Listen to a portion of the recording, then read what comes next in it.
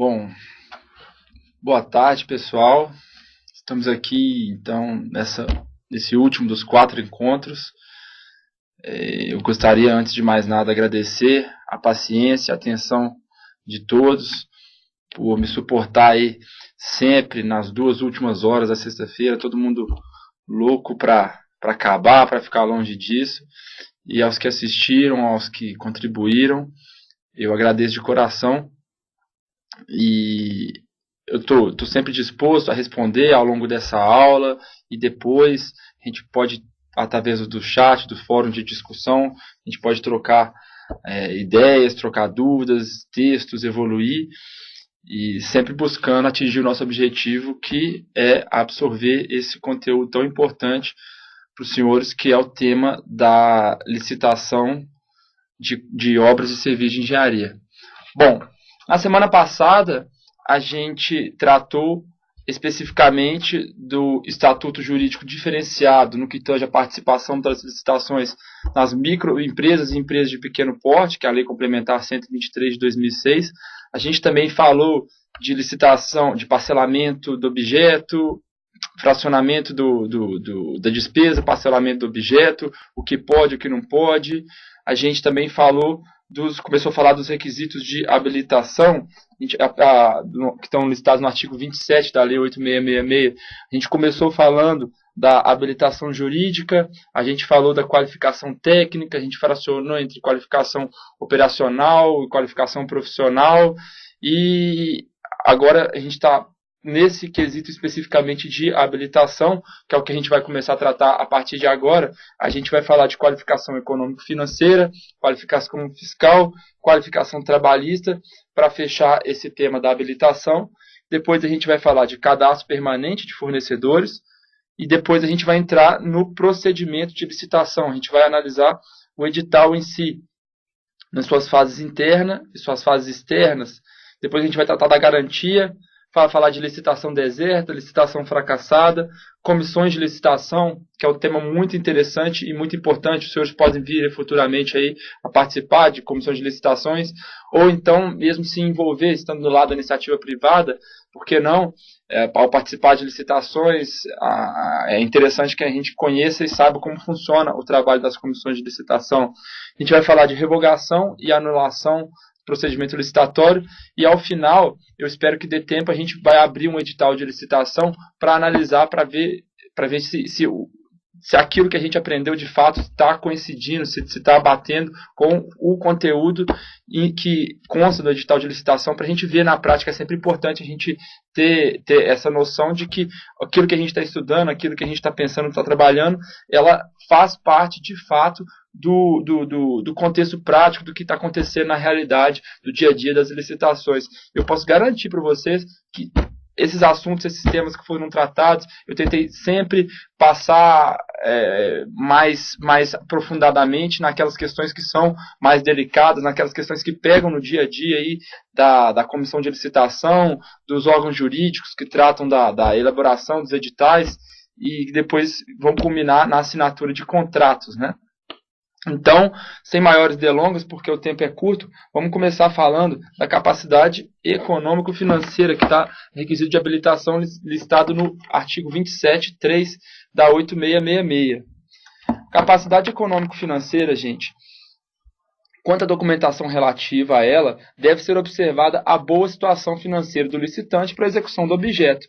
Para isso, devem ser solicitadas obrigatoriamente as apresentações do balanço patrimonial e das demonstrações contábeis do último exercício social. Pessoal, é tranquilo, né? O que a gente quer quando a gente analisa a capacidade econômico-financeira? Se a empresa tem saúde financeira para tocar um projeto de uma obra pública, uma construção, um serviço de engenharia. Então, isso aí é feito através de balanço patrimonial e demonstração contábil do último exercício social. Há quem peça balanços auditados pelas empresas de auditoria, né, essas Big Four, Price, Ernst Young, Deloitte, KPMG. Esse tema é bastante polêmico. A gente tende a pedir isso somente nas concorrências que são muito grandes, e que envolvem muito dinheiro e também por questões de praticidade. Eu acho que é inviável você exigir de uma empresa de pequeno, empresa de médio porte, esse tipo de balanço auditado, que isso é caro, é trabalhoso, e você poderia estar inviabilizando a participação delas. Então, quando você pede só em caso de grandes obras de engenharia, grandes serviços, essas empresas, geralmente já fazem esses balanços auditados. Isso é importante também para que a administração esteja assegurada de que o licitante vencedor ele não irá posteriormente abandonar, ou não terá condições financeiras, saúde financeira, para continuar tocando o empreendimento. O artigo 31 da 8666, ele proíbe a substituição de balancetes ou balanços provisórios, podendo ser atualizados por índices oficiais, quando encerrado há mais de 3 meses da data de apresentação da proposta. Ou seja, o balanço provisório não pode. Agora, você pode pegar o balanço existente e atualizar ele por índice oficial quando ele já está desatualizado, quando ele passou ali o que é considerado a lei, ela traçou como parâmetro 3 meses da data da apresentação da proposta. Essa análise, geralmente, ela é feita por um órgão técnico dentro da secretaria, do departamento de obras. Não é questão de engenharia, não é questão jurídica, essa saúde financeira ela tem que ser analisada pelo órgão específico, não é mesmo? Continuando, para avaliar a capacidade econômica e financeira da licitante, o que a lei exige? Certidão negativa de falência e de recuperação judicial expedida pelo distribuidor da sede da pessoa jurídica. Então, a gente vai lá na junta comercial e a gente não, no caso o licitante, né, ele tem que fornecer essa documentação para a gente e ele vai comprovar de que ele não está respondendo, não pediu falência, não está passando por processo de recuperação judicial. Isso aí é apresentado por meio de uma certidão expedida pela junta comercial. Ou então de execução patrimonial expedida no domicílio da pessoa física. E a garantia. A garantia eu já falei para os senhores dela no encontro passado, a garantia que no máximo 1% do valor estimado do objeto da contratação. 1% do valor do contrato, contrato aí de 1 milhão, no máximo R$10 mil, o valor de garantia da proposta. Para que serve essa garantia, pessoal? A garantia da proposta é para evitar a participação de licitantes aventureiros. Esses licitantes que entram, eles entram com propostas muito interessantes, eles acabam vencendo a licitação e na hora de executar o objeto, muitas vezes eles nem assinam o contrato, ou então eles assinam e depois não executam. A administração aí fica ao léu, fica dependendo aí da boa vontade de quem participou por mera aventura, pelo mero desejo, talvez, de ganhar a licitação. No caso, essa garantia vai ser retida pela administração, a garantia de manutenção da proposta.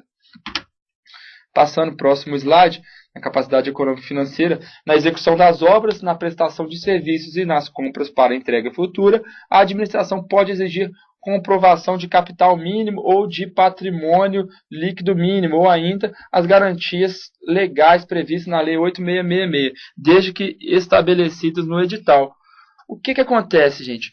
A gente pode pedir que a empresa possua um capital social mínimo. Esse capital social mínimo, ele tende a garantir que a empresa ela possui condições ali suficientes para contratar e ser contratada e executar essa avença celebrada com a administração. Agora, isso, na linha do que eu já passei para os senhores nos encontros anteriores, não pode ser feita ao léu. A gente não pode exigir mais do que aquilo que é considerado suficiente para que a empresa possa adimplir com suas obrigações. Os senhores lembram do que eu falei? A gente está sempre naquele liame. Ou aperta demais os requisitos de qualificação e diminui o universo de qualificantes, ou a gente, no afã da gente abrir demais para proporcionar, beneficiar aí a participação do maior número de participantes possível, a gente tende a diminuir os requisitos de qualificação para conseguir a proposta ali em tese mais vantajosa. Mas lembrando que a proposta em tese mais vantajosa, ela não necessariamente, pelo fato dela ser tão interessante, a administração vai e contrata, mas o participante, o licitante, ele não tem muitas vezes condição de adimplir esse contrato. Então a gente fica sempre tentando procurar aquele equilíbrio. A gente vai tentar garantir um universo maior de participantes possível, mas, ao mesmo tempo, exigindo as garantias que a gente pode exigir dentro, é claro, dos limites da lei, dos limites da razoabilidade. Porque também a gente não quer contratar só porque é barato, mas alguém que não vai fazer a obra contento, não vai executar, ou então a obra, dali a pouco tempo, ela já vai estar apresentando problemas graves, né? O que a lei coloca, o que a gente tem adotado como praxe para a garantia de capital mínimo? A gente pede 10% do capital social. O capital social tem que ter, no mínimo, 10% do valor da obra contratada. Obra de 10 milhões, a empresa tem que ter um capital social de 10%, de 1 milhão. Então, se for consórcio, quando mais de uma empresa elas se unem para celebrar aquela obra, aquele desígnio comum, a gente pode aumentar esse requisito, a gente pode aumentar em 30%. Então deixa 30% acima desses 10%. Então, de 10 milhões, o capital social seria 1 milhão. Quando está em consórcio, a gente pode pedir, no máximo, 1 milhão e 300 mil. Também não é muita coisa, mas é o que os tribunais superiores têm adotado como razoável. O Tribunal de Contas já se manifestou nesse sentido. O que acontece?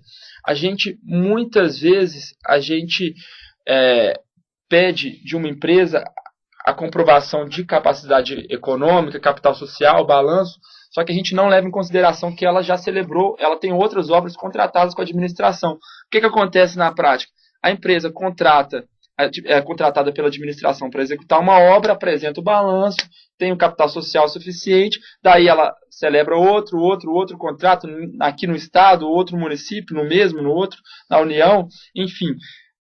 Se você analisar a obra individualmente, o que a gente vai perceber? Poxa, a empresa está tranquila, tem saúde financeira, pode contratar com a administração. Mas como ela já tem tantas outras obrigações firmadas com outros entes, ou mesmo com o Estado, e a gente muitas vezes não sabe disso, a gente pode pedir que as empresas elas atestem que elas, mesmo com aquelas obrigações assumidas, elas possuem condições. E isso através, é claro, de índices contábeis, de índices de endividamento, tudo dentro dos parâmetros da razoabilidade, os parâmetros que a doutrina e a jurisprudência têm entendido. Caso contrário, a gente pode correr o risco de contratar uma obra que individualmente ela é tranquila de ser executada pela empresa, mas em decorrência das outras obrigações assumidas, a empresa ela já tem que mobilizar a estrutura para executar a obra aqui, ela até agora ela contratou uma outra obra lá, então ela não vai ter essa condição de entregar pelo menos no prazo, né? Não é isso que a administração quer que aconteça.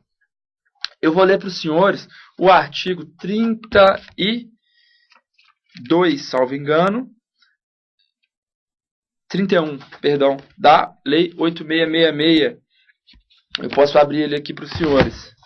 Vamos fazer isso agora.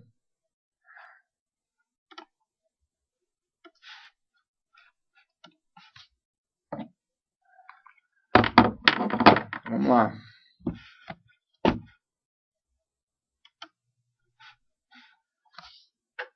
Já ensinei como é que entra.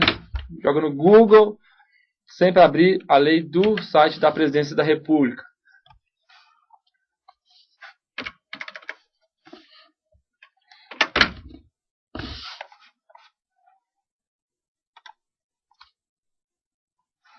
Artigo 32.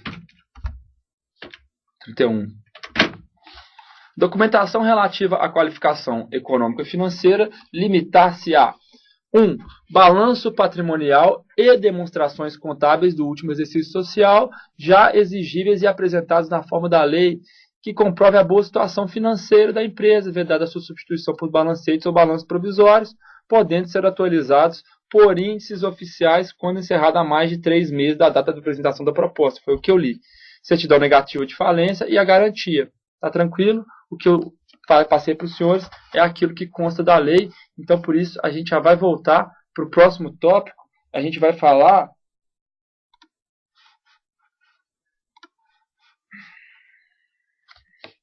da essa questão dos compromissos assumidos é o que eu falei agora há pouco, né? Exigir dos licitantes a relação dos compromissos assumidos que importa a diminuição da capacidade operativa ou a absorção de sua disponibilidade financeira. Será calculado diante do patrimônio líquido e atualizado e de sua rotatividade. Eu posso passar para os senhores posteriormente, eu vou providenciar, até anotar aqui, ó, slides, ele vai ficar disponível na plataforma do Moodle. Caso os senhores tenham interesse, não tem problema. Falando agora da regularidade fiscal e trabalhista, essa aqui é importantíssima. Empresa que não está quite com as suas obrigações fiscais, que não apresentam as certidões negativas ou positivas com negativas de débitos fiscais e trabalhistas, elas não podem contratar com a administração. Professor, o que é certidão negativa? O que é certidão positiva com efeito negativo?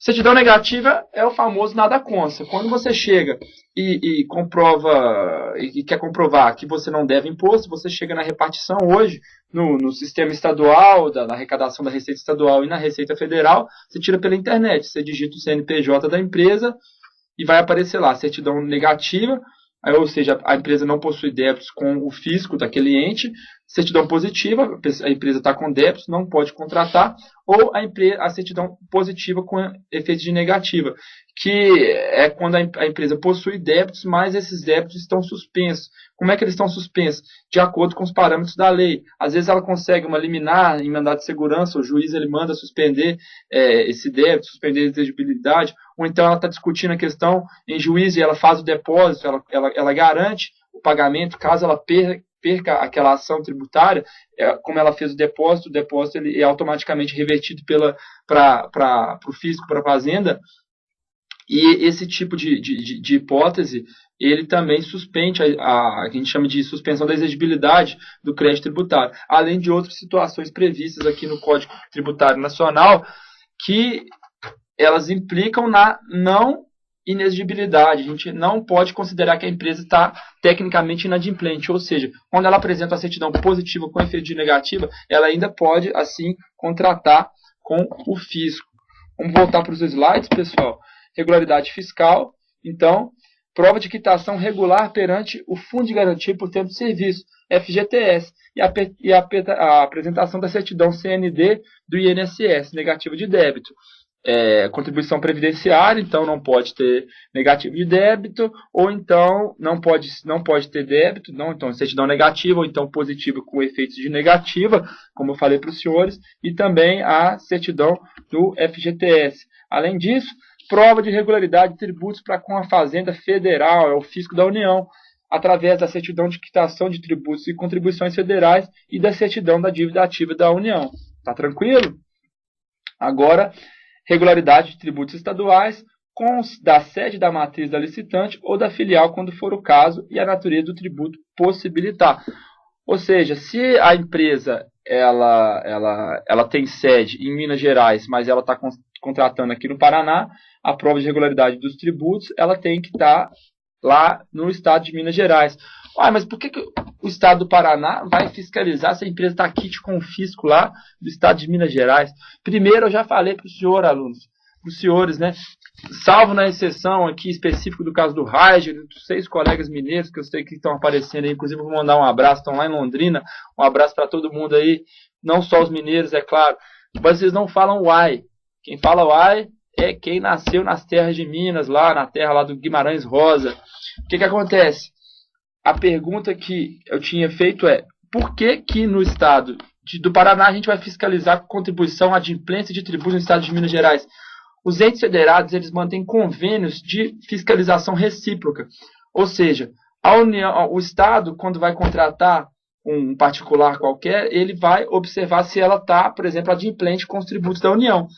E a União, analogamente, quando ela vai contratar com uma empresa de determinado estado, ela vai observar também se a empresa está quite com os tributos, as obrigações tributárias naquele estado. É uma maneira de uns entes contribuírem com os outros para a fiscalização de arrecadação de tributária. Isso é feito mediante convênio. E o mesmo ocorre no município. Então, o município, quando vai contratar uma empresa, ele vai ver se a empresa está quite com o Estado, se a empresa está quite com a União. São maneiras de uns entes contribuírem, ajudarem aos outros, e isso aí facilita e beneficia a atuação do fisco, né? Vamos passar para o próximo slide.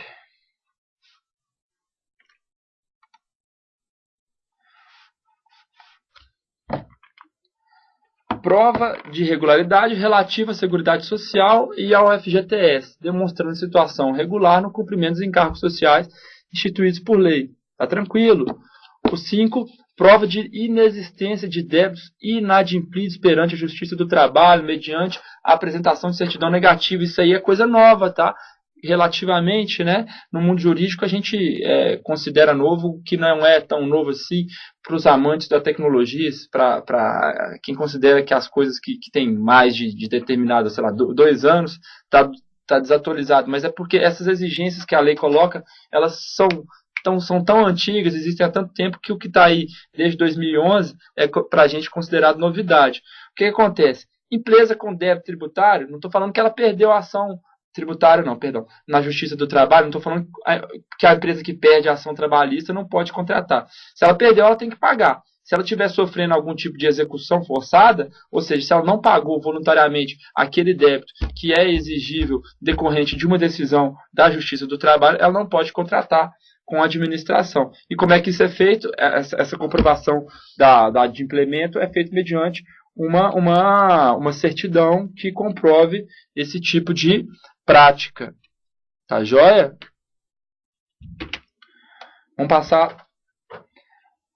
Prova de regularidade de tributos municipais da sede da matriz da licitante ou da filial, quando for o caso. Eu falei, então, do convênio de fiscalização recíproca, né? Eu acho que isso aqui está repetindo, na verdade quem está repetindo é o professor, né? Vamos passar para o próximo. Demais documentos, além dos documentos acima, poderão ser exigidos outros, por exemplo, declaração de que a licitante se compromete a comprovar, quando da assinatura do contrato, os vínculos que mantém com membros de sua equipe técnica, no caso de ser a vencedora da licitação. Isso aqui está tranquilo, eu já passei, já expliquei para os senhores, que é a questão da comprovação da qualificação técnico-profissional.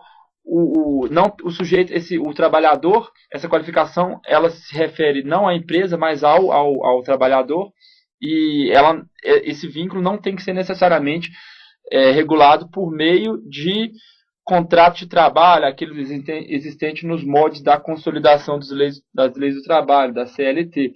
O trabalhador ele pode comprovar por meio de contrato de consultoria, de prestação de serviço, ou seja, alguma espécie de vínculo que ele mantém com a empresa, né? Quando aquela atividade a ser exercida pela empresa, ela dependa daqueles conhecimentos técnicos específicos. É claro que tudo isso, pessoal, vai ter que constar no edital, né? Termo de vistoria, a gente pode pedir também.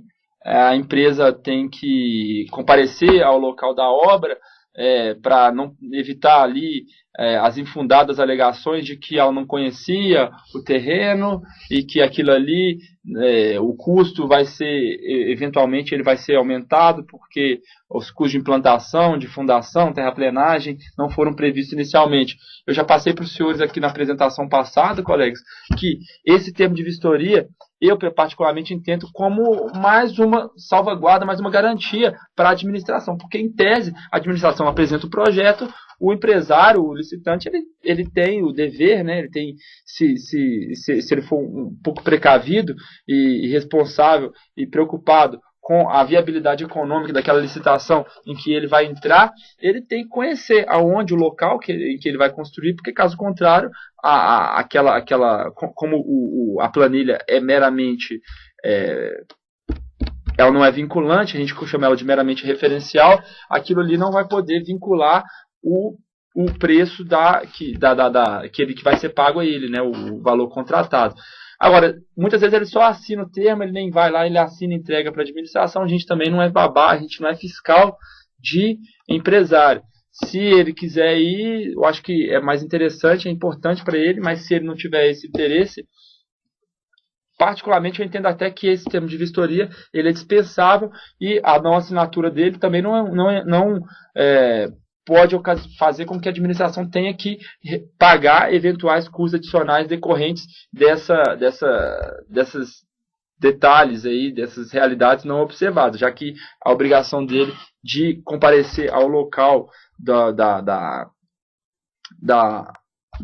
onde a obra vai ser realizada existe e decorre da própria razoabilidade, da própria viabilidade econômica daquele projeto em que ele vai entrar. Passando adiante, a gente vai falar agora de cadastro permanente de habilitados. Cadastro permanente de habilitados. Uai, o que é isso? Vamos lá. Certificado de cadastro técnico poderá substituir os documentos de habilitação desde que estejam dentro do prazo de validade na data da abertura da licitação. Qual que é o marco temporal aí? Data da abertura da licitação. Então, se na hora da assinatura do contrato a empresa, os certificados, comprovação de adimplemento, as obrigações tributárias, de trabalhistas, não estiverem comprovadas, a gente vai observar que a data da validade desses atestados é o dia da abertura da licitação. Se ele expirou entre essa data da abertura e a assinatura do contrato, qual que é a prática? O que o bom senso manda? Você pede de novo. Se for uma certidão que a gente mesmo pode tirar, a gente tira da internet.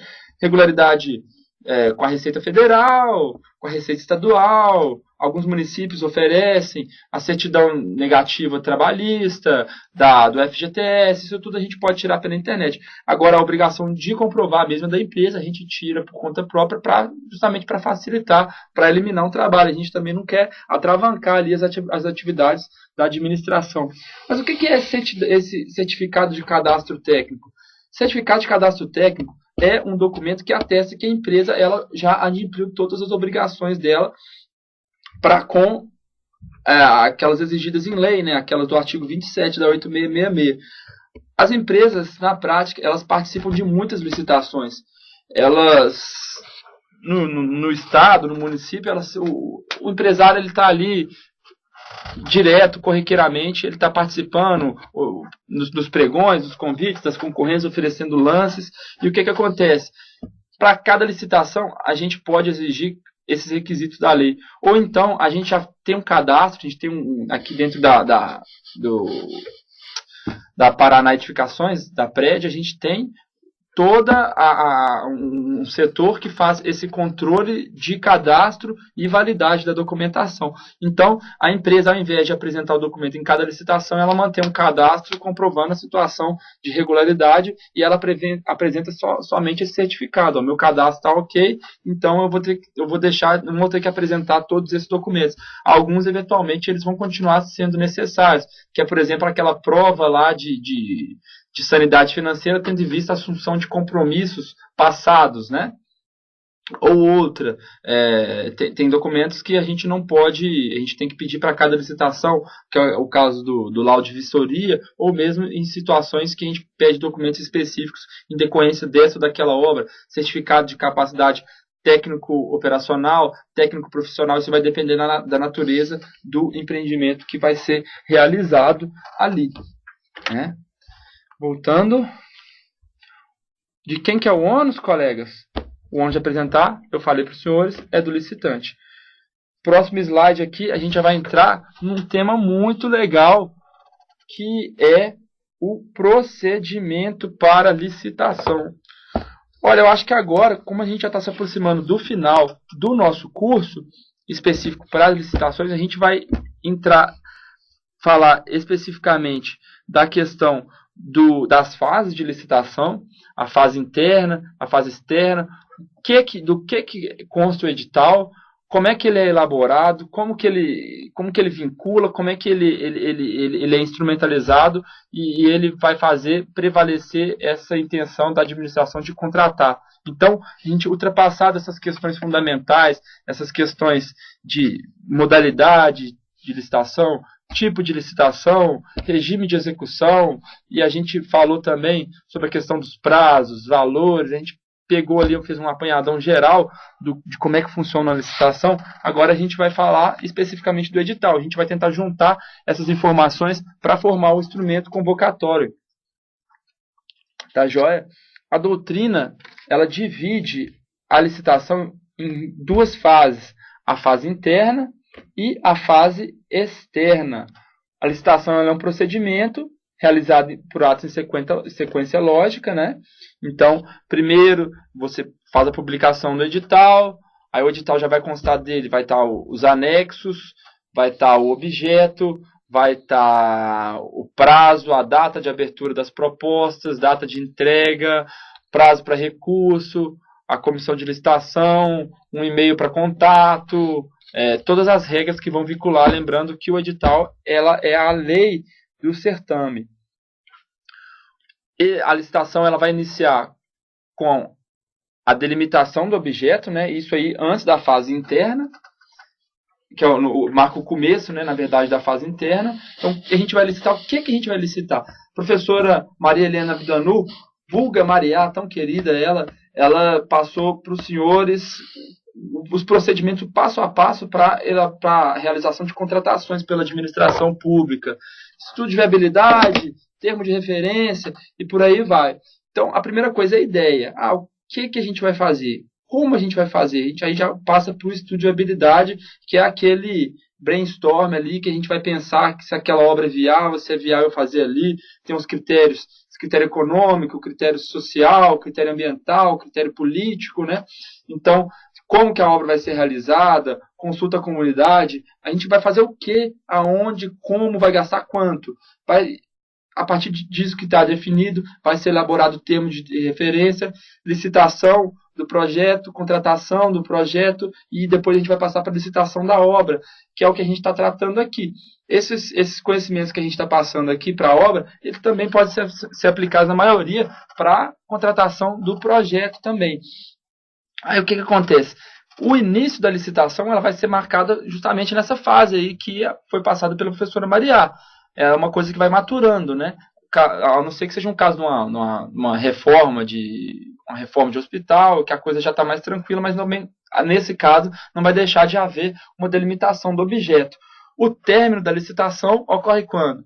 Quando a gente assina o contrato, né? Assinou o contrato, aí já vai passar para a parte da execução contratual, que é a parte que vai ser dada pelo professor Hamilton Bonato, que inclusive, isso aqui não é um jabá, é uma indicação de algo que pode ser muito valioso. Eu dei bobeira, esqueci de trazer o livro dele lá das Minas Gerais, é o meu livro de cabeceira. Ele falou que o livro dele não é a Bíblia, não, é só o Novo Testamento.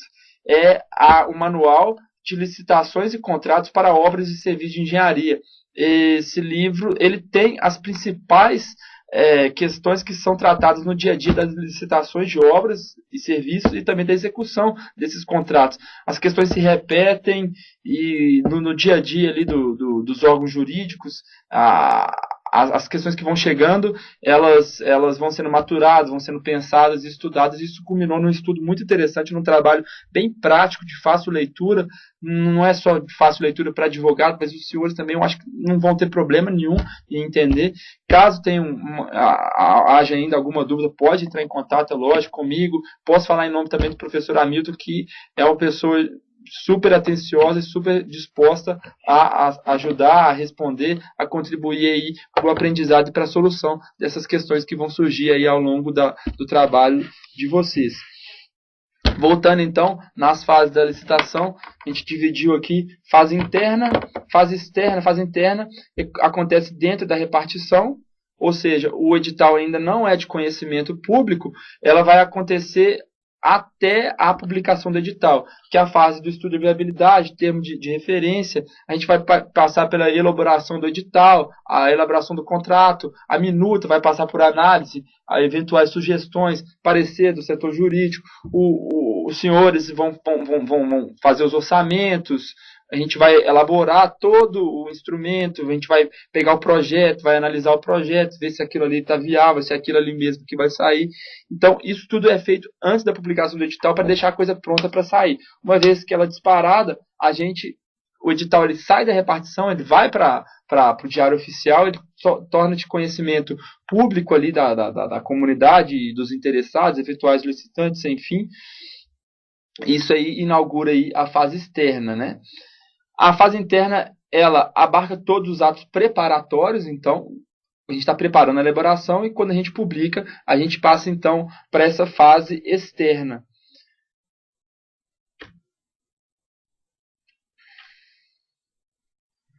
Então agora a gente vai entrar dentro de cada fase, dentro da fase interna, vamos ver como é que isso acontece.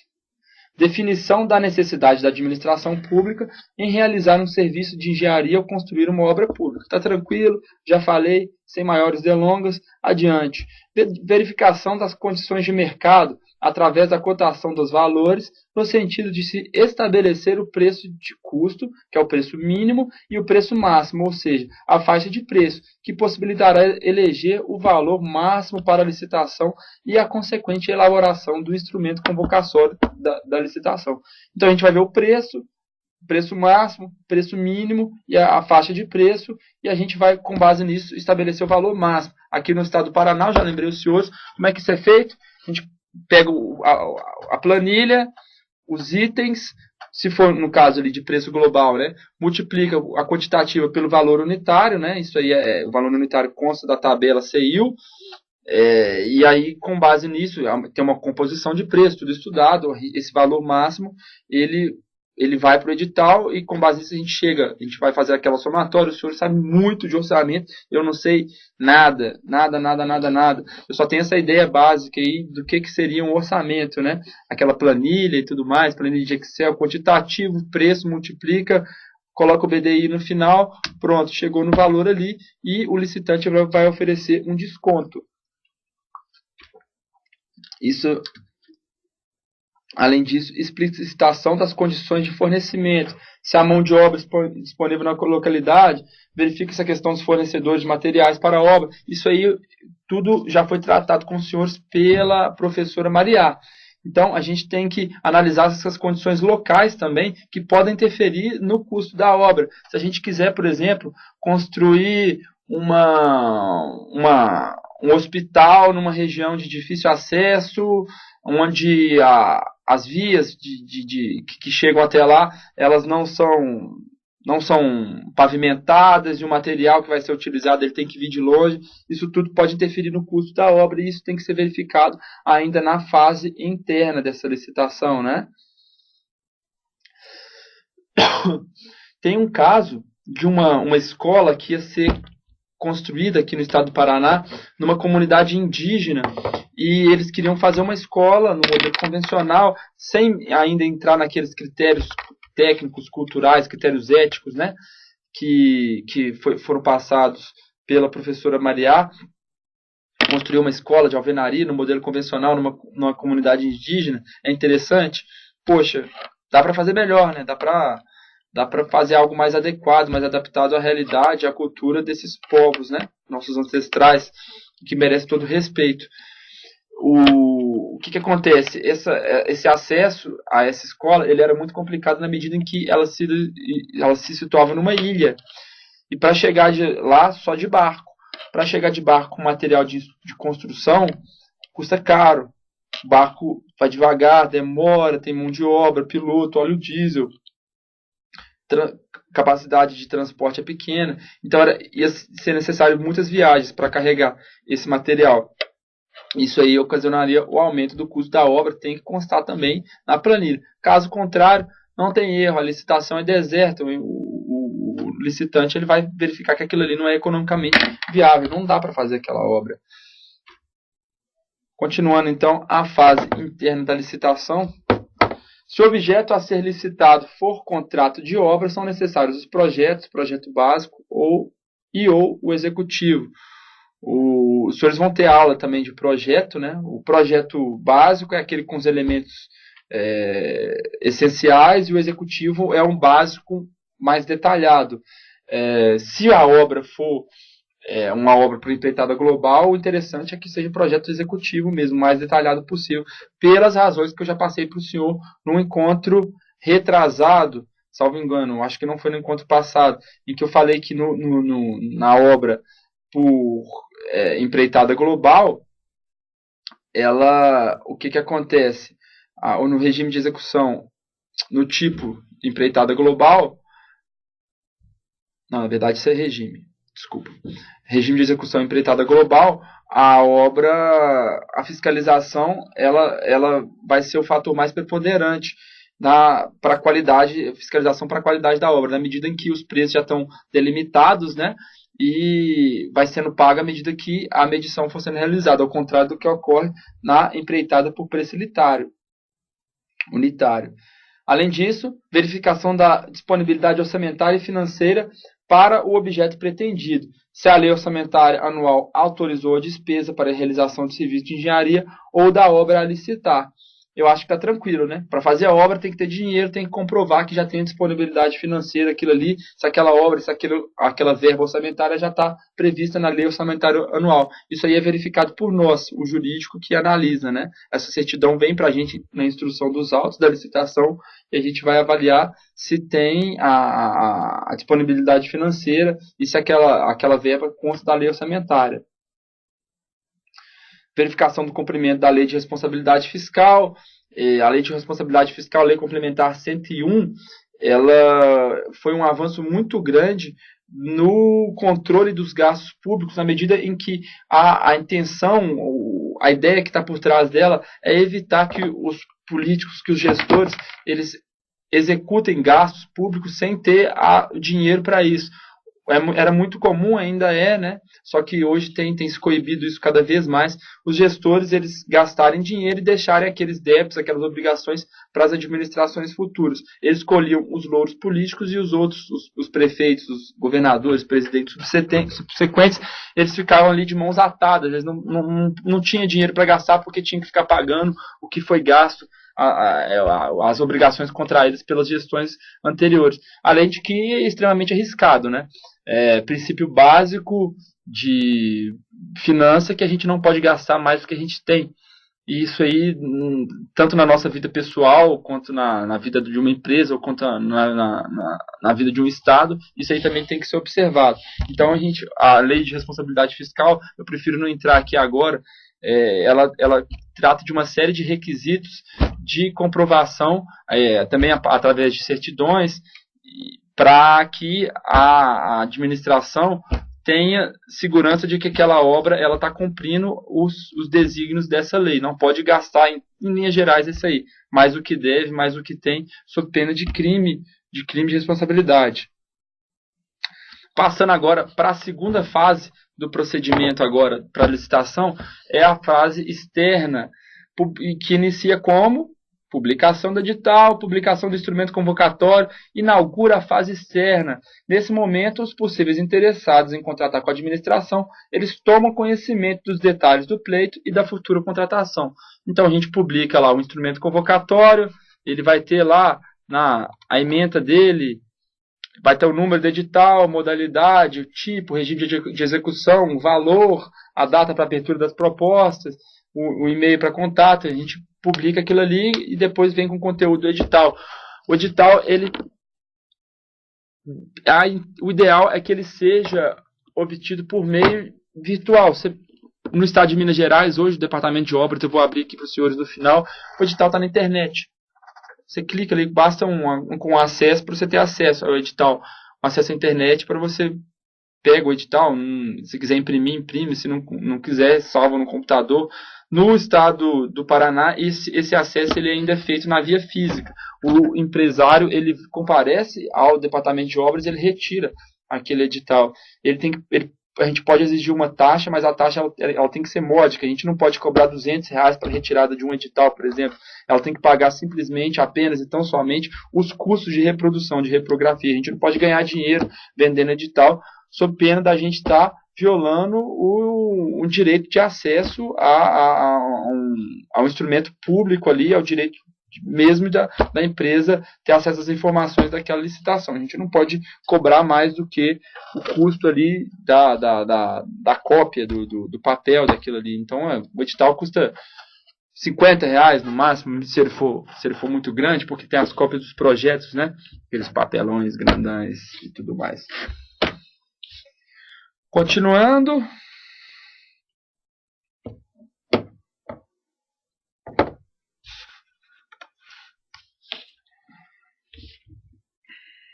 Instrumento convocatório, que nada mais é o que juridiquês para edital. Princípios constitucionais da economicidade, isonomia, publicidade, formalidade, sigilo da apresentação das propostas, vinculação ao instrumento convocatório, julgamento objetivo, adjudicação compulsória, Eu já falei todos esses, hein? Ao vencedor devem estar implícitos ou explícitos no edital da licitação, um instrumento esse que abre a fase externa do pleito. Procedimento para a licitação, como é que ele ocorre?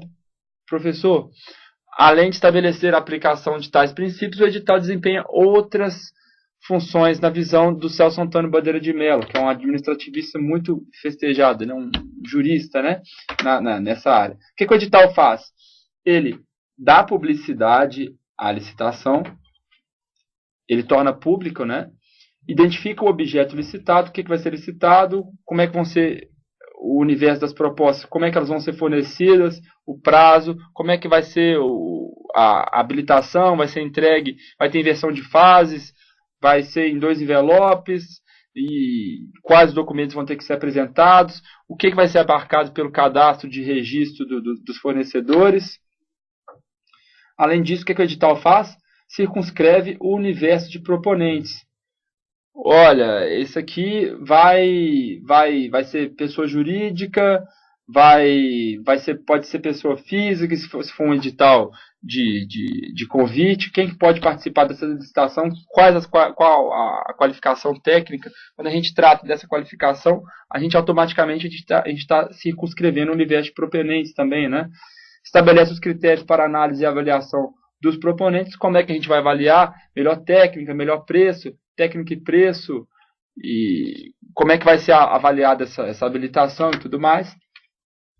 Além disso, regula os atos e termos processuais do procedimento. Então, como é que vai funcionar as sessões, a abertura, a comissão de licitação, quais vão ser as regras que vão reger isso. Fica as cláusulas do futuro contrato. Um dos anexos do edital, a gente vai ver, é o contrato que vai ser celebrado. O licitante ele tem o direito de saber qual que é o contrato que vai ser celebrado. No contrato, por exemplo, vai estar constando cláusula de pagamento, como que vai ser feito o pagamento, periodicamente, mensalmente, como é que vão ser feitas as medições, o cronograma de desembolso e tudo mais. Ele tem o direito de saber isso, até porque ele tem as obrigações a ser cumpridas, né? Já falei, a gente não está fazendo favor nenhum para o contratado quando a gente celebra esse pacto com ele. Ele está prestando um serviço para a gente tem que pagar por isso. Sejamos honestos, né? Ninguém aqui está querendo parecer que está ajudando ao contratar. Nada disso. O Estado, quando ele contrata um privado para executar um tipo de obra, um serviço ou qualquer outra prestação ali terceirizada, né, na execução indireta, ele está absorvendo os recursos de terceiros, sejam recursos materiais e recursos humanos, e em troca disso ele vai ter que pagar por isso. Isso aí não tem nenhum tipo de irregularidade, muito antes pelo contrário. Requisitos de habilitação, já falei para os senhores, a gente até tratou de os dois deles aqui no final da aula, no começo da aula de hoje. Ela tem por escopo verificar se os licitantes possuem a qualificação necessária para executar o objeto licitado. Isto é, se reúnem condições legais para firmar o contrato com a administração. Para o Marçal Justen Filho, que é outro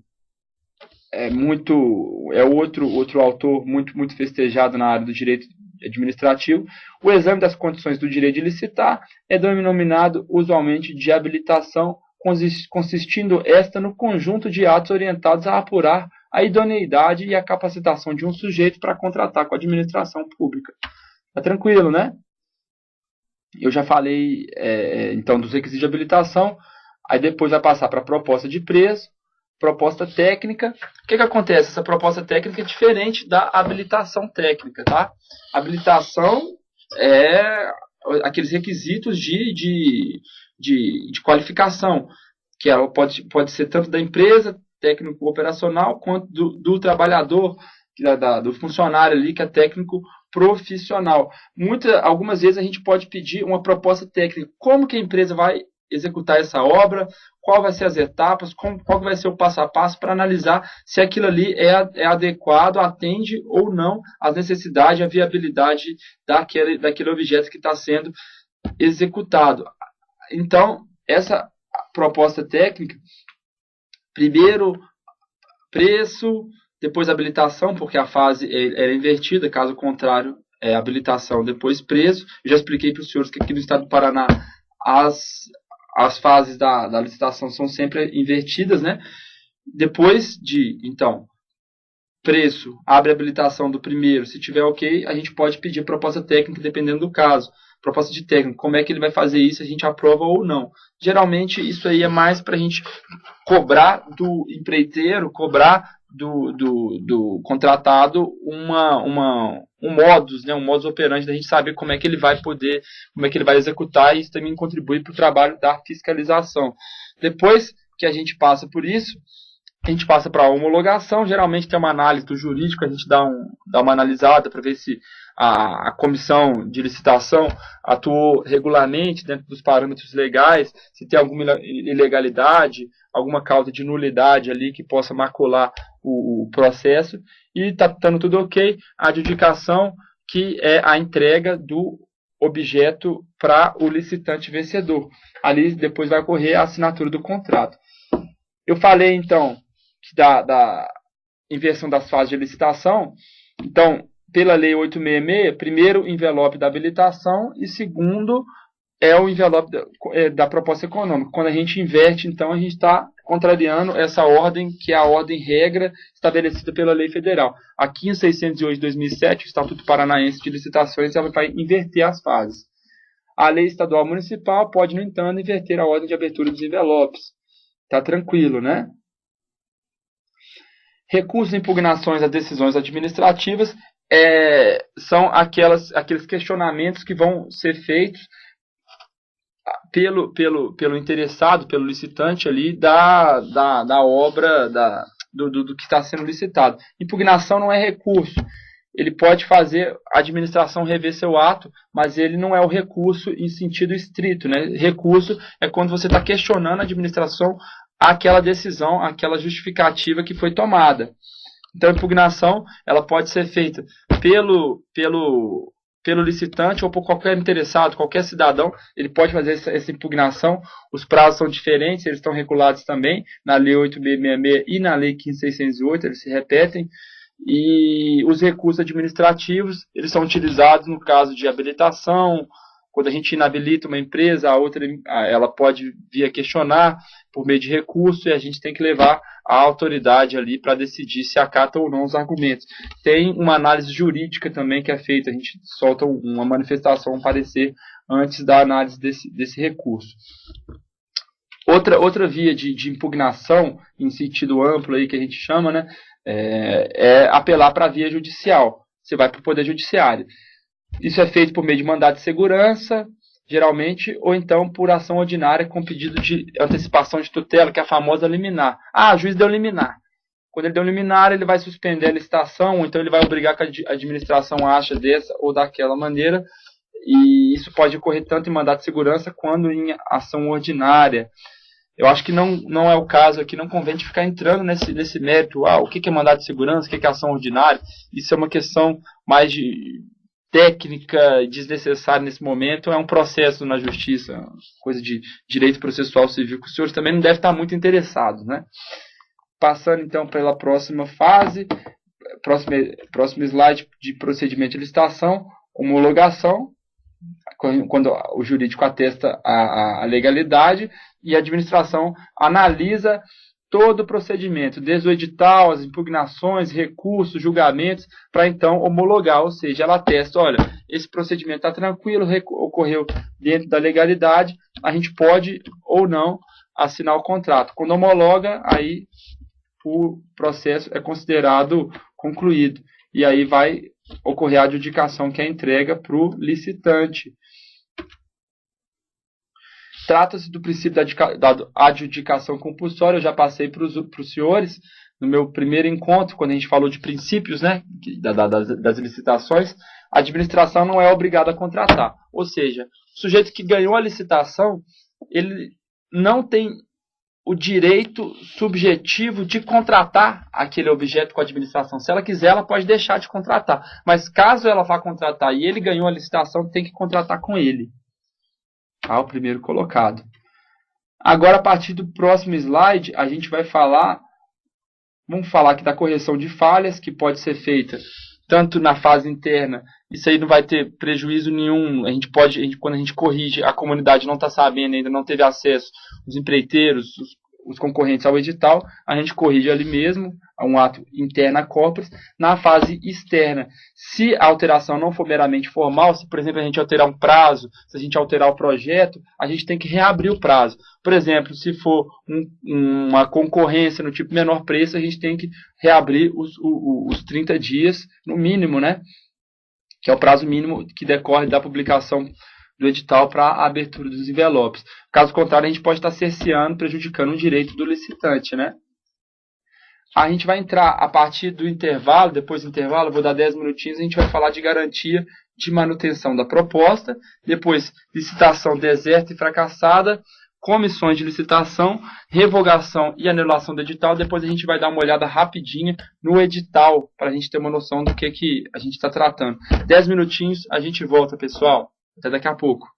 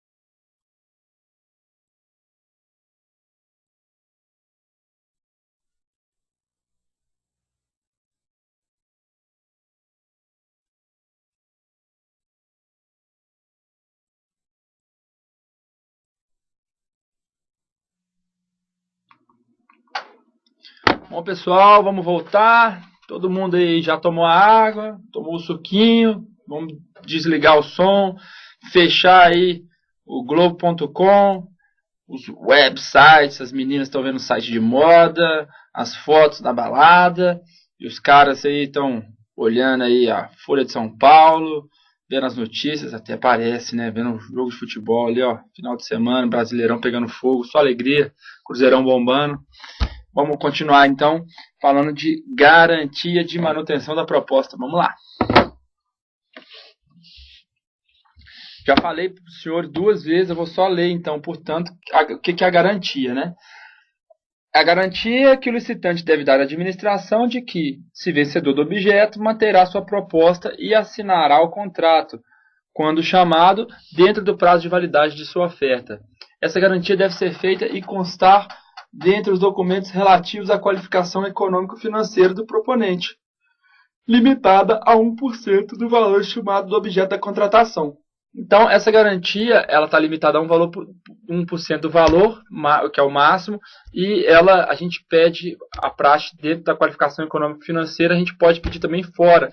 Lá em Minas Gerais, nos contratos de parceria público-privada, é a primeira coisa que a gente analisa a garantia da proposta antes da abertura dos outros envelopes, proposta econômica e depois a habilitação.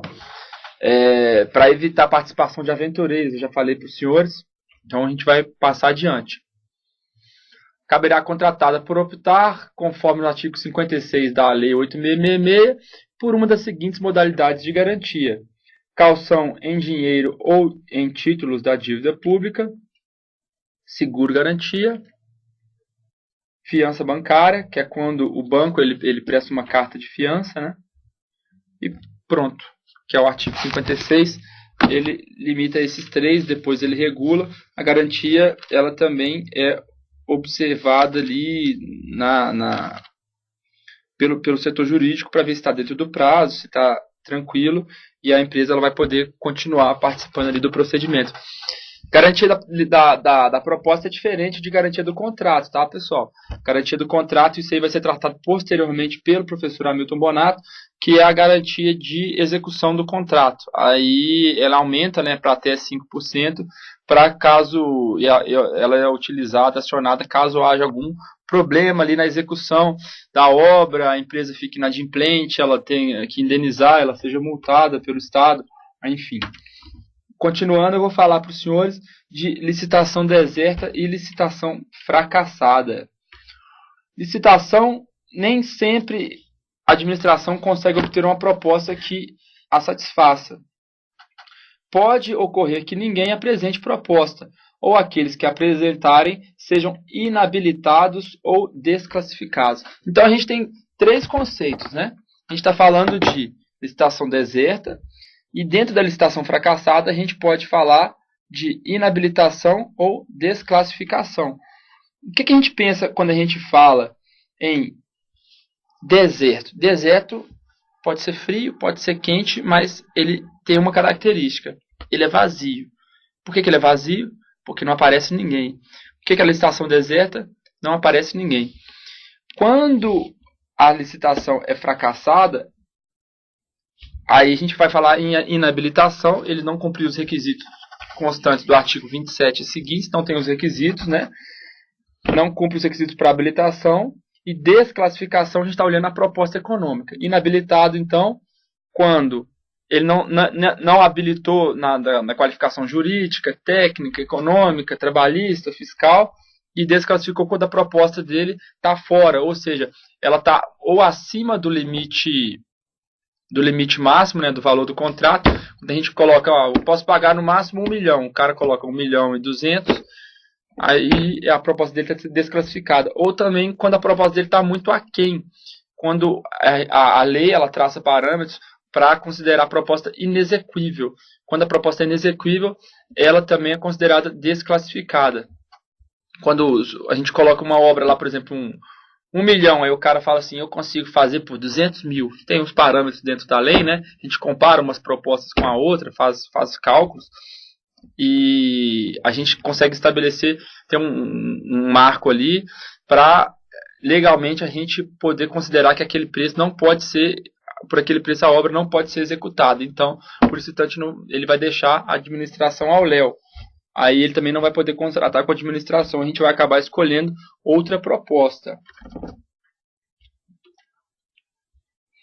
Quando os licitantes são inabilitados ou todos desclassificados, a licitação foi fracassada. Foi o que eu falei. Então, deserta, não aparece ninguém, e fracassada aparece, mas não dá certo. Por quê? Ou teve inabilitação ou teve desclassificação.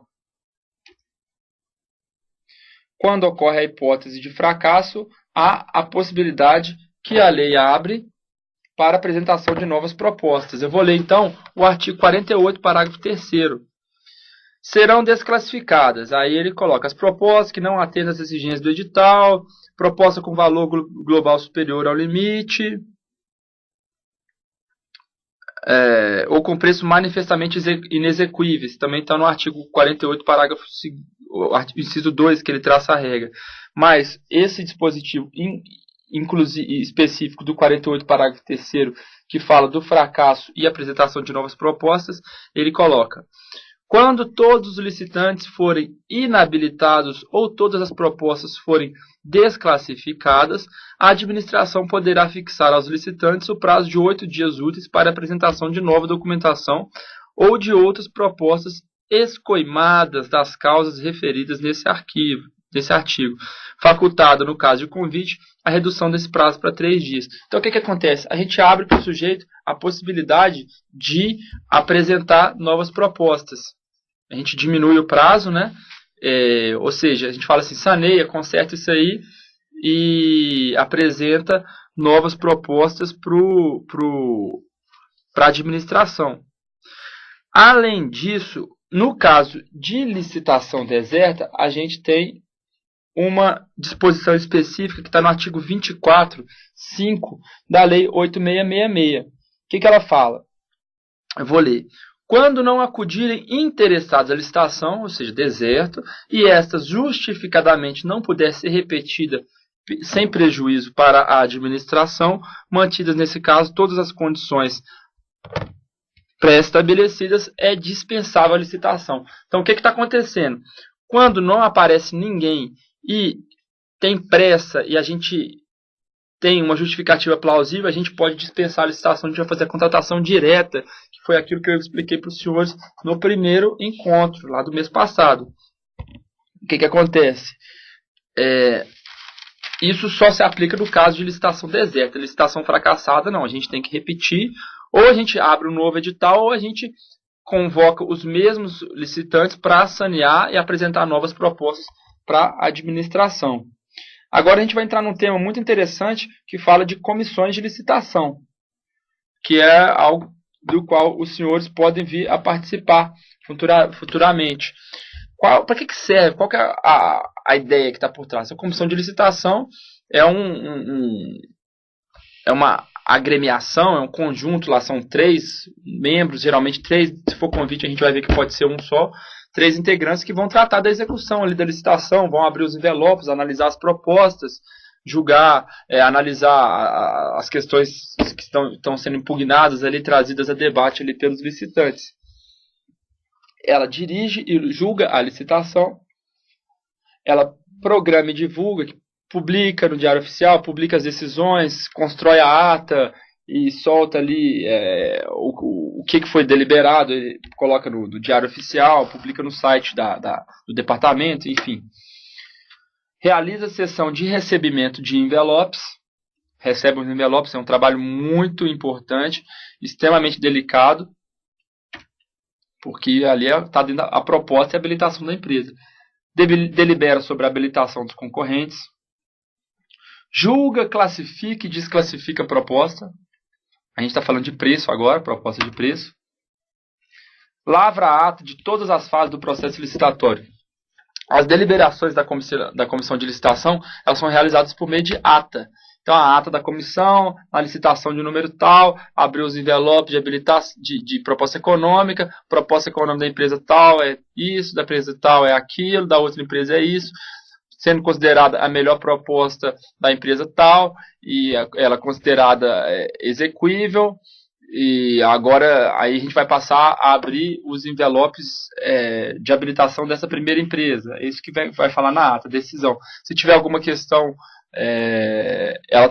polêmica, ela também abre ali o prazo para recurso e tudo mais. Receber, informe e decide recurso, ela julga recurso também. Suspende a sessão pública de análise das propostas em caso de dúvida. O que acontece? É muito comum que durante a sessão alguma questão nova seja trazida à baila ali, que a comissão não está se sentindo à vontade para decidir, tomar aquela decisão naquele exato momento. O que eles podem fazer? A qualquer momento, eles podem suspender a licitação com base no dispositivo aqui da Lei 8666. Então, a licitação ela fica suspensa até decisão futura, quando os concorrentes eles são convocados novamente, ou por meio de notificação pessoal, ou por meio de publicação no órgão oficial. Quando a licitação ela é suspensa, a questão ela pode ser trazida para o órgão jurídico. Eles consultam a gente manifesta, pode ser verbalmente, pode ser por meio de parecer, isso vai depender do caso concreto. Ou então, durante a sessão, eles podem suspender ali por 10 minutos, vai lá, conversa com a gente, tira a dúvida, esclarece, faz uma consulta, não tem a certidão, olha lá na internet, vê se está tranquilo, olha a data e tudo mais, e pode continuar a partir dali. Isso aí vai depender do caso concreto.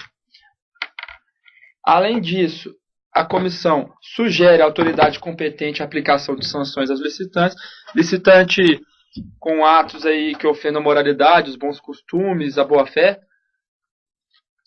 ele pode ser punido, lógico, dependendo do caso, a gente vai ver o que aconteceu, e essa punição ela decorre de uma sugestão da comissão de licitação. O que o artigo 6º, inciso 16 da 8666 determina a respeito da função da comissão de licitação? A comissão permanente ou especial, criada pela administração para a função de receber, examinar e julgar todos os documentos e procedimentos relativos às licitações e ao cadastramento dos licitantes. Tá tranquilo? O que acontece? A comissão ela pode ser permanente quando, por um ato, no caso da secretaria ali, é um ato do diretor-geral designando qualquer comissão, ela é composta por tal membro e tal membro. Comissão permanente ela vai se aplicar para todas as licitações, ou então pode ter uma comissão especial para uma licitação ou um grupo de licitações específicas, né, que ela vai ser criada especificamente para aquele ato ali que está sendo analisado. Geralmente a comissão utilizada é a comissão permanente, porque as licitações não vai ter nenhuma particularidade que justifique a criação de uma comissão especial. O que o artigo 51 da 8666 fala da comissão? O membro da comissão, o artigo 51 não tem erro de concordância, não. Erro de concordância teve o professor na hora de colocar esse slide aqui, né? Os membros das comissões de licitação responderão solidariamente por todos os atos praticados pela comissão, salvo se posição individual divergente estiver devidamente fundamentada e registrada em ata lavrada na reunião em que tiver sido tomada a decisão. O que acontece? Isso aqui está diferente, o que eu li está diferente do que está no slide, mas enfim. O que acontece? Eu vou então primeiro falar do que eu li aqui. O membro da comissão de licitação responderá solidariamente pelos atos praticados, salvo se tiver alguma divergência. Então, eles se responsabilizam em conjunto pelas decisões tomadas, salvo se alguém individualmente coloque ali uma ressalva no posicionamento deles, né? Agora, o slide especificamente está falando que o membro da comissão, a comissão poderá ser permanente ou especial. Na verdade, não teve erro de concordância, não. Os membros da comissão, agora, poderá ser permanente ou especial, está se referindo à comissão. Aí volta a falar dos membros, deverão ser de no mínimo 3, geralmente são 3. sendo pelo menos 2 servidores qualificados pertencentes aos quadros permanentes dos órgãos de administração responsáveis pela licitação. Então, 2 tem que ser servidor de carreira, servidor efetivo e 1, no máximo, cargo em comissão. Tá joia? Ah, professor, pode ser engenheiro, pode ser advogado, pode ser só engenheiro ou só advogado? Isso aí a gente prefere colocar um engenheiro, um advogado e um administrador, mas não tem nenhuma regra específica nesse sentido, não. Tá joia? Isso aí vai ser analisado diante da hipótese concreta, né? O que a lei fala a respeito da investidura? A investidura é a maneira como o sujeito vai assumir o cargo, quais são as regras que vão reger essa assunção ali do objeto em si, da comissão, como é que ele vai integrar, fazer parte daquela comissão. A investidura dos membros permanentes não excederá 1 ano, máximo 1 ano, vedado a recondução de todos eles para a mesma condição no período subsequente. Ou seja, a cada ano, pelo menos um tem que trocar. Então, tem os membros titulares, tem os membros suplentes, né? A gente tem que tirar, pelo menos, eu entendo que os membros titulares, ele tem que sair um deles, e sair da comissão e entrar outro, pode ser suplente ou não. A comissão, em regra, ela funciona com os membros titulares. Os suplentes, eles entram para substituir, eles também são designados na resolução que designa a comissão de licitação. Então, a cada ano, no máximo, vai sair, no mínimo, vai sair um e manter os 2. Ok? Ele pode voltar depois daquele ano, né? Não tem problema nenhum. Artigo 51, parágrafo 1º. No caso de convite, a comissão de licitação, excepcionalmente nas pequenas unidades administrativas e em face da exiguidade. Exiguidade, que é isso? Exiguidade é pouco, exíguo, pouco. Exiguidade pessoal, não tem gente suficiente, poderá ser substituída por servidor formalmente designado pela autoridade competente. Um servidor basta. Tá joia? No caso de convite.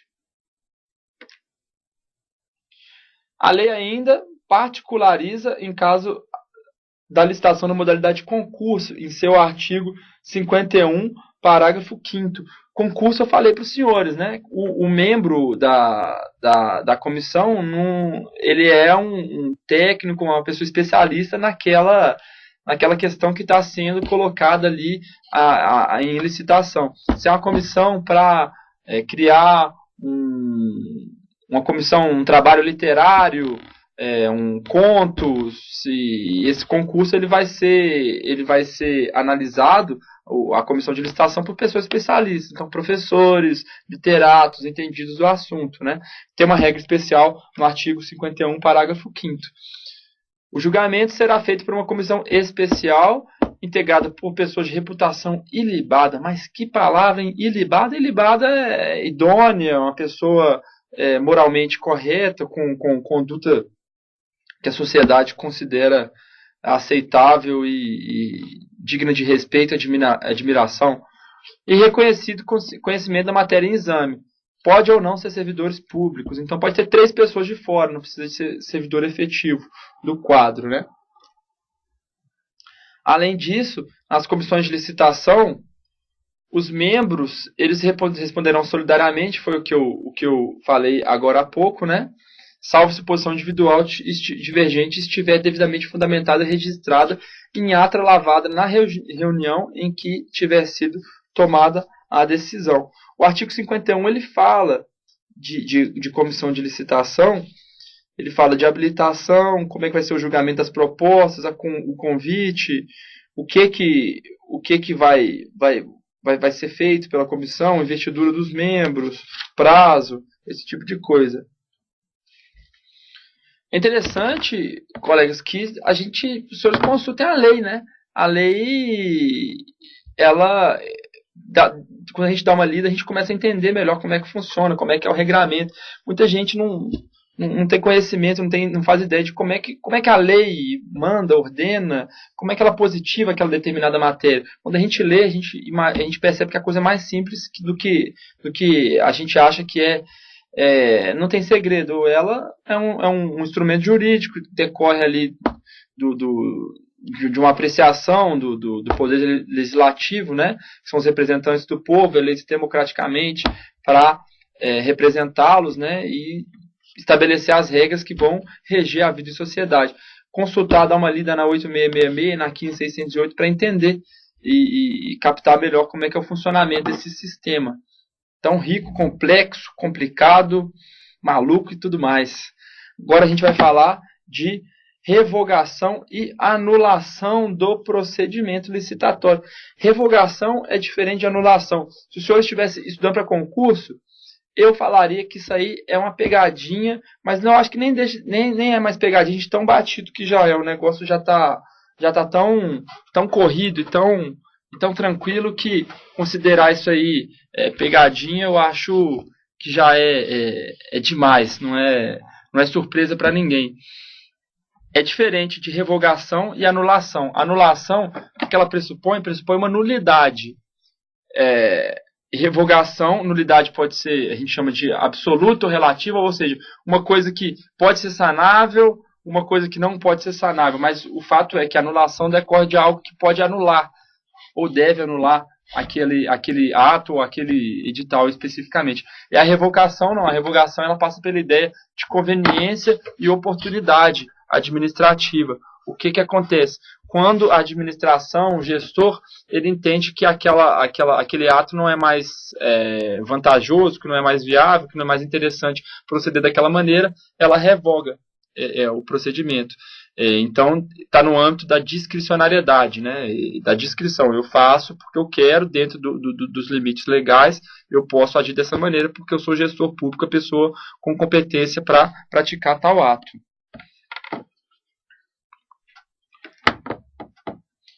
O que a súmula 473 do Supremo Tribunal Federal, a Corte Maior, a Corte Suprema, que trata de questões constitucionais mais elevadas dentro do nosso contexto republicano, ela fala? O Supremo Federal está na moda, né? Todo mundo agora fala conhece os ministros, Joaquim Barbosa, Lewandowski, Gilmar Mendes, e eu acho isso particularmente... não a medialização dessa questão técnica, mas o conhecimento da população de um dos poderes do Estado, né? Como é que funciona, como é que são organizados os julgamentos e as decisões tomadas ali na hora de aplicar a lei. O que a súmula 473 do Supremo fala? Reza: a administração pode anular seus próprios atos quando eivados, precisa escrever eivados, ministros, quando eles tenham vícios que os tornam ilegais. Por quê? Porque deles não se originam direitos. Ou seja, uma coisa nula, ela pode ser anulada porque deles, de algo ilegal, não vai originar direito, né? Ou revogá-los por motivo de conveniência ou oportunidade, respeitados os direitos adquiridos, e ressalvado em todos os casos a apreciação judicial. Ou seja, não vai a anulação e a revogação, tanto uma como a outra, não vai eximir que a questão possa ser apreciada pelo juiz posteriormente. Anulado é quando tem vício, revogado é quando, a critério da administração, aquilo ali pode ser revisto, pode ser modificado.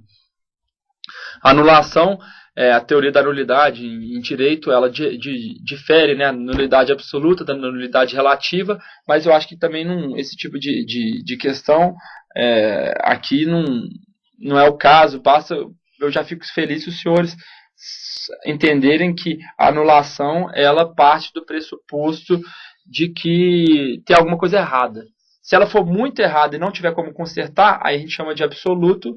Tem que revogar, tem que anular, né, o edital. Ou se ela for o errado puder ser consertado ou não traz prejuízo para alguma das partes, ou para as duas partes, né, aí seria a nulidade relativa. E aí pode ser consertado ou mesmo pode ser anulado, dependendo da situação concreta. Acho que eu espero ter sido claro o suficiente. O que o artigo 59 da 8666 fala? A declaração de nulidade do contrato administrativo opera retroativamente, impedindo os efeitos que ele ordinariamente deveria produzir, além de desconstituir os já produzidos. Ou seja, quando eu declaro nulidade, o negócio é grave, não tem conserto, ela vai retroagir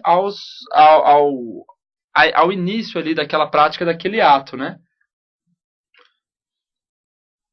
A nulidade não exonera a administração do dever de indenizar o contratado pelo que houver executado até a data em que ela for declarada e por outros prejuízos regularmente comprovados, contanto que não lhe seja imputável, promovendo-se a responsabilidade de quem lhe deu causa. Ou seja, se a nulidade não ocorrer por culpa do contratado e esse tiver tido gasto, ele gastou material, gastou mão de obra, e a gente vai anular ali o processo de licitação, vai anular o contrato, ou se ele não teve culpa nenhuma, se isso foi decorrer de uma falha interna da administração, ou mesmo de uma falha externa, mas que não pode ser colocada sob responsabilidade do contratado, do futuro contratado, a administração ela tem o dever de indenizar. Esse mesmo raciocínio ele também pode ser aplicado no caso de revogação. Se a gente revogou e teve prejuízo para o futuro contratado sem que ele tenha dado causa, e esses prejuízos estão devidamente comprovados, a gente não pode ser exonerado do nosso dever de indenizar. Faz pouco tempo eu peguei um processo, no caso ali já era de execução contratual, lá no estado de Minas Gerais, que versava sobre a rescisão de contrato por vontade da administração. A administração ela tinha contratado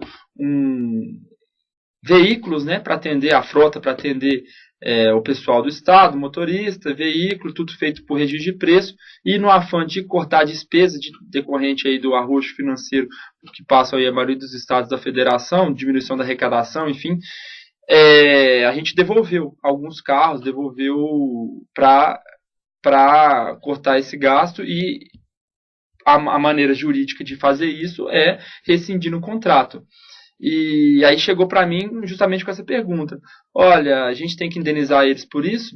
E a minha resposta foi: a gente está revogando um ato sem que o contratado tenha dado culpa, né? tenha dado ensejo a essa revogação, que ela é unilateral, basta a vontade de uma das partes, né? Se ele comprovar prejuízo, infelizmente não tem como dizer não. Agora, os prejuízos têm que estar devidamente comprovados, através de documentos. Perdas e danos, ele deixou de ganhar, ele deslocou a frota, ele teve um custo e está pagando um veículo financiado, e agora ele vai ter que apresentar, ele não vai conseguir alugar de novo pelo mesmo valor, e o contrato era de 3 anos. Isso aí, essas justificativas, elas vão ser analisadas posteriormente, mas em tese ele tem sim o direito de ser indenizado caso ele comprove, né? Porque ele não deu ensejo, a culpa não foi dele, de que decorreu dessa revogação. Eu queria, antes de finalizar essa apresentação e finalizar o curso com os senhores, eu queria passar para um edital. A gente abriu um edital de licitação para os senhores verem o que é um edital, para terem ideia e entenderem que o que a gente viu aqui não foi nada teórico, nada distante da nossa realidade, do nosso dia a dia, de algo com que a gente vai trabalhar. Então vamos entrar aqui, ó. Eu vou entrar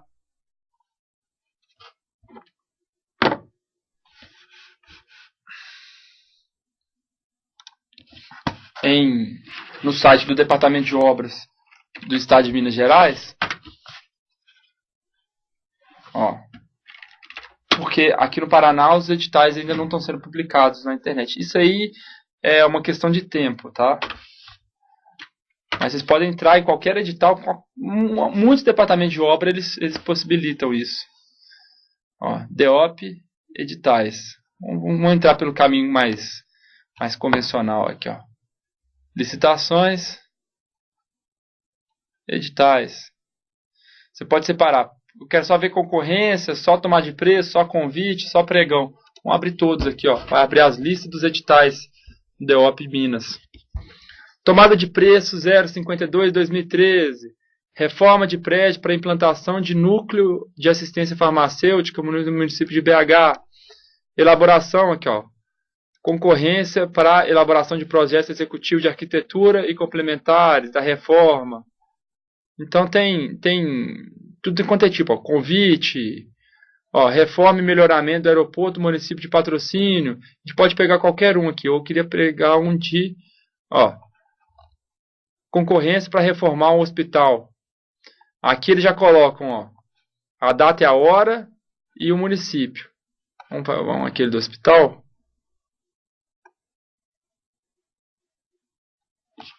Vamos ver. Não lembro qual que era.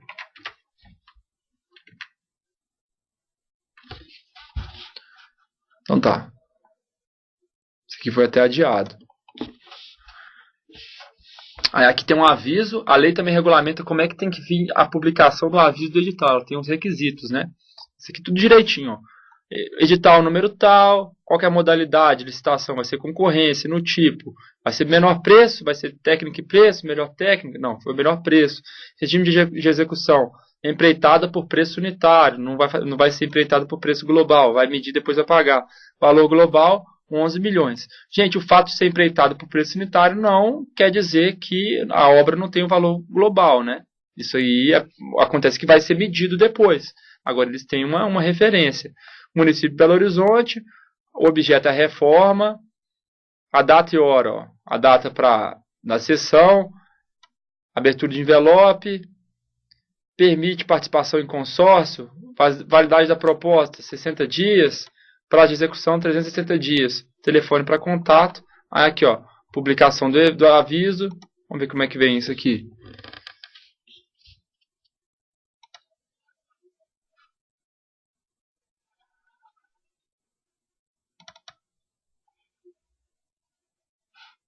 Não?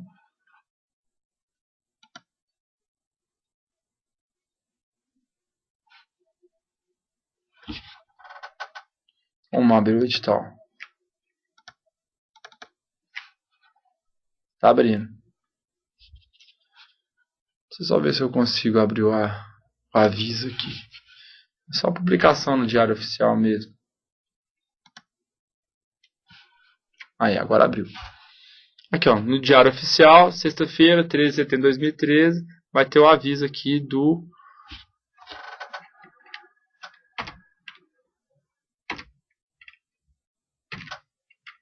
Israel Pinheiro.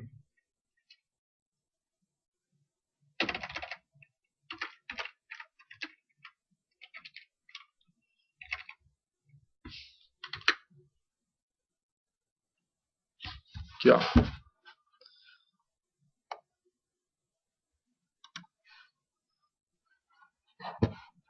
Como é que a gente dá um zoom aqui?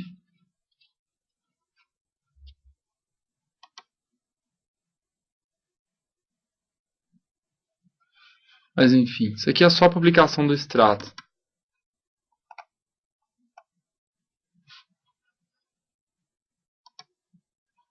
Tá. Vamos passar lá para o edital então.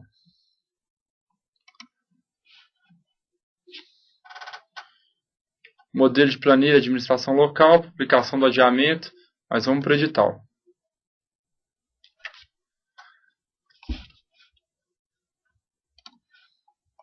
Objeto, tipo, regime, data e horário. Aí tem um preâmbulo que fala, aí ele vai como se fosse um índice, né? Objeto, valor e dotação orçamentária tem que constar. Participação, habilitação, empresas cadastradas, proposta de empresa, abertura de documentação correspondente à primeira fase, abertura de documentação correspondente à segunda fase, correção dos erros, adjudicação e homologação dos recursos administrativos. Aí depois fala do contrato, rescisão, riscos do contratante, seguro, garantia, normas ambientais, obrigações da contratada, execução e fiscalização, prazo, início e término do trabalho, recebimento do trabalho, sanções, medição e pagamento, reajuste de preço. Isso aqui são questões contratuais que vão ser tratadas posteriormente na disciplina do professor Hamilton Bonato. São os contratos, né, de obra e serviço de engenharia. Aí os anexos. Anexos tem um monte.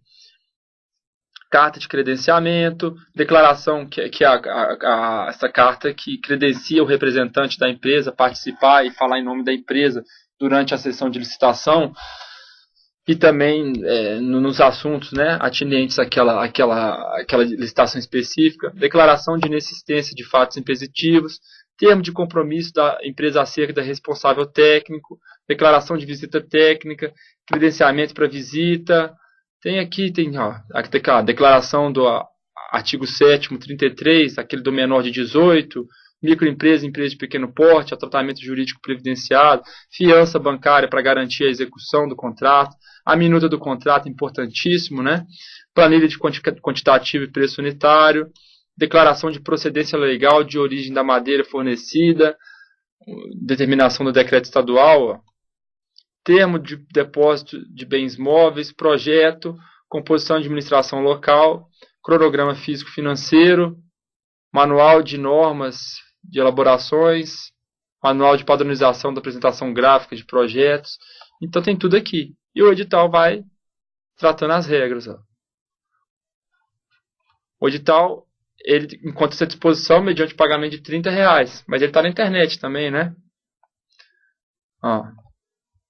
Objeto, valor e dotação orçamentária, tudinho. Vai falando a participação, ó, estejam devidamente certificados no Programa Mineiro de Qualidade e Produtividade. Ele vai tratar aqui, dentre outras, né, as questões que a gente colocou no nosso curso. É claro que não deu para falar tudo, eu tive 8 horas para tentar passar o máximo que eu consegui para os senhores. Isso aqui, depois, eu acho que vale a pena dar uma olhada nesse edital.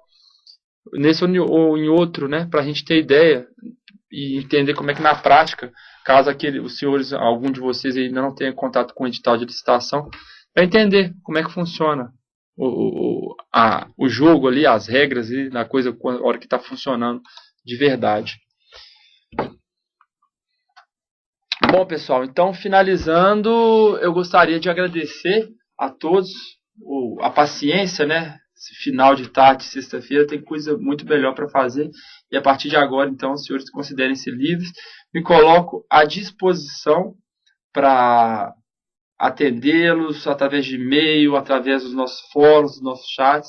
Eu estou aqui para tentar contribuir, para tentar somar e caso os senhores necessitem, entendam tem alguma dúvida, alguma sugestão, alguma orientação, sugerir bibliografia, alguma coisa mais específica, além daquela que já foi indicada no nosso programa, não tem problema, eu estou aqui para isso e eu agradeço de coração a atenção de todos os senhores, e também da UEPG, da CEIU, da UEM, da UEL, do Governo do Estado do Paraná, por essa oportunidade que para mim foi muito rica e não tenho dúvida de que para mim também foi um aprendizado muito grande, uma experiência muito valiosa estar aqui e participar desse projeto que é tão nobre e que tem um significado, uma importância que não dá nem para mensurar. Essa iniciativa que o Estado do Paraná tem de formar pós-graduados na matéria específica de licitações e contratos para atender não só a necessidade do Estado em matérias de edificações públicas, mas também do lado de lá, para que os empresários, os futuros ali, construtores, empreiteiros, engenheiros, arquitetos, mesmo servidores, eles entendam como é que funciona, o que é a demanda, o que o Estado ele tem precisando de ser feito ali, qual que são os anseios dele. Quando a gente está do lado daqui, essa experiência a gente consegue entender e captar melhor e trabalhar quando a gente estiver do lado de lá. Finalizando, então, eu queria agradecer, mandar um abraço. O meu e-mail pessoal, eu posso disponibilizar o Vitor Mangualdi, meu sobrenome é V. Mangualdi, M-A-N-G-U-A-L-D-E, ele consta aqui, meu nome está no slide, é V Mangualdi, M-A-N-G-U-A-L-D-E, @yahoo.com.br. Os senhores não vão se sentir envergonhados em me encaminhar alguma dúvida ou sugestão, mas vamos por via do curso aqui, a gente pode utilizar esse chat, né, esse debate essa via ali da webconferência durante as aulas e também dos fóruns de debate. Não tem problema nenhum.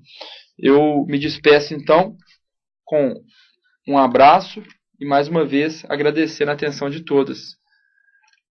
Vamos passar aqui para o último slide. Fim, mas não acaba agora não. Tem mais um. Fim. E agora, Zé Fini, no linguajar mineiro. Um abraço a todos, gente. Tudo de bom.